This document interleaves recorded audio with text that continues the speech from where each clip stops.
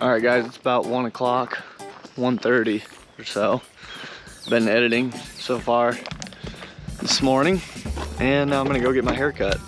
It's getting a little shaggy, so go get it cut. I just made a little appointment at the cost cutter, so let's do it.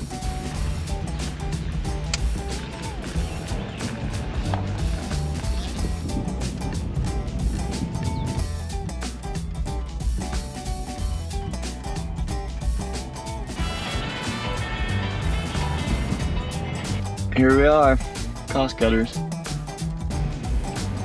That's a little bit better, especially for this hot weather. Now back to editing. Got about a 20-minute drive. Oh, I'm ready for it to be tomorrow. Tomorrow's my gig, so pretty excited. Tomorrow's July 2nd. It's the Friday of 4th of July weekend, so hopefully people are excited. But here's a couple of my shots from earlier. That'll work. I did something to my ribs when I was playing softball the other day.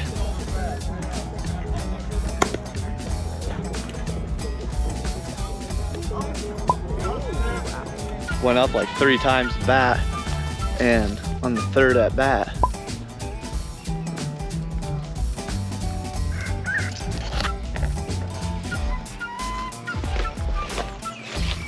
the neighbor lady was standing right there. But I was playing softball the other day, and on my 3rd at bat, I swung and I felt something in my right here in my side, something in my ribs. I don't know if I pulled a muscle or what, but I took off to first and I got there and I stopped and I couldn't hardly breathe. Luckily I could shoot my bow still.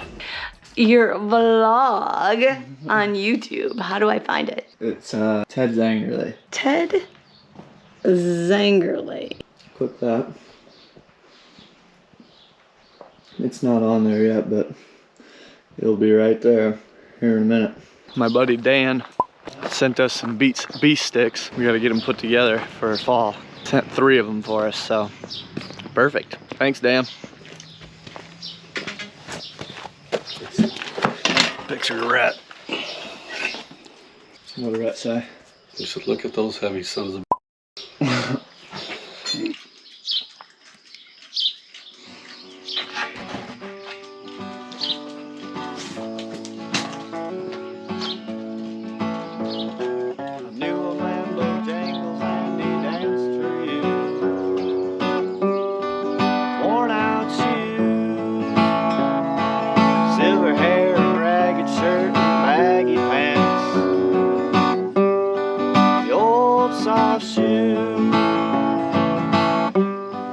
jump so high, lightly touch down.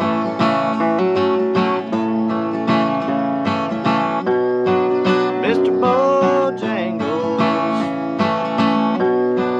Mr. Bojangles.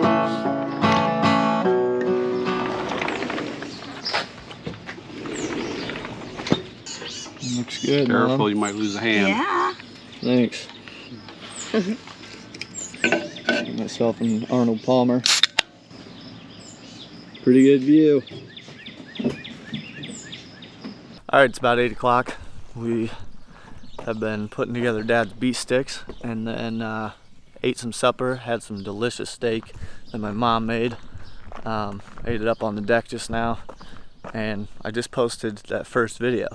So, already got a few comments from you guys saying that you like these behind the scenes videos, so I'm gonna finish filming this one and get to editing it so I can get it up tomorrow. I figured I could maybe show you guys some of these mounts that are in the basement. There was a little clip of them in the last video. Some of them are off of the hunting public, so I figured I'd show you those. They might be kind of interesting. So let's go down there and take a look at them. We're gonna go look at these mounts here quick. Good luck. Thanks. Alright, this first one is one of my dad's mounts. He shot this one back probably when I was, I want to say 10 or 9 or 10, something like that. He's got a picture of himself, me, and my sister all standing around this one. And I think he shot this one with a muzzleloader, but I'm not sure. When I was growing up, we had about 20 acres and we lived on the 20 acres, and that's where he shot this one. It's right behind the house there, next to a creek. So we've moved since then, and now we own literally less than an acre. So, but there's a bunch of public around, so that's pretty sweet. This one you guys have probably seen, some of you. This is the Missouri buck that me and Dylan shot back in 2019. Shot him like right when we got up in the stand, early season of September. He came by at like 15 yards and ended up at about 20 when I shot him. So me, Dylan, and Grant got him out. Took us like all night in the rain to get him out. That's one of my favorite hunts for sure. It was just me, Dylan, and Grant out there trying to get this thing out through thick cockleburrs and nasty mud and rain and everything. So that one's a lot of fun. This one is the buck that me and my dad shot back in, that was also 2019. This was shortly after I shot that one. It was me, Dad, and Dylan, and we ended up shooting this guy on that bean field. Dad called and he popped out like right away, right out of the bedding area that we were kind of hunting. During muzzleloader season, he popped out like 100 yards away and shot him. This one is probably the biggest one in the house. He's got like 18 points or something like that, I don't know. Dad shot this one on that same little 20-acre piece that we used to have. He shot this one early in the morning before he went to work. I think that one was I think it was October 16th when he shot that one. I remember him telling me the story. You could hear this one fighting with another buck before daylight, and then right at daylight, this one came by him and he shot him. He didn't even know he was that big until he got up to him. This guy, this is my Tennessee buck from this year. That was a pretty sweet one. Me and Warb were set up not very long, and we heard him grunting, and he was coming right to us. This is the Kentucky buck that Jake and I shot back in 2018. That's the very first time I even hunted with the hunting public. Me and Jake went and got set up in the afternoon in Kentucky, and this thing just happened to be bedded down right by us and walked right by. So jacked up on that one. Everybody in the comments is like, did you just bite Jake's hand?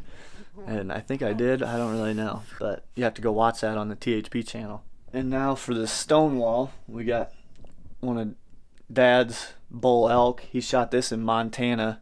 Him and his buddy Frank were out there, horseback trip, way out in the mountains. Shot that one with a rifle. Bunch of turkey spurs. This is my first bow buck. Here's the antlers off of him. That was actually on the public that's not too far from here. Glad I kept those antlers. I didn't keep the skull for some reason, but I kept the antlers. I'm glad I did. But it's just a quick little run through the house, what we got in here, the mounts. Lots of memories on those walls. So hopefully we can keep adding to them. If you guys like these videos of the behind the scenes type stuff, let me know in the comments. I'm going to keep doing them as much as I can. I like to be able to show everybody what I'm doing when we're not hunting. So thanks for watching. Tomorrow I'll be playing in the band gig, so hopefully we'll get some footage of that and have it on the next episode. See you guys.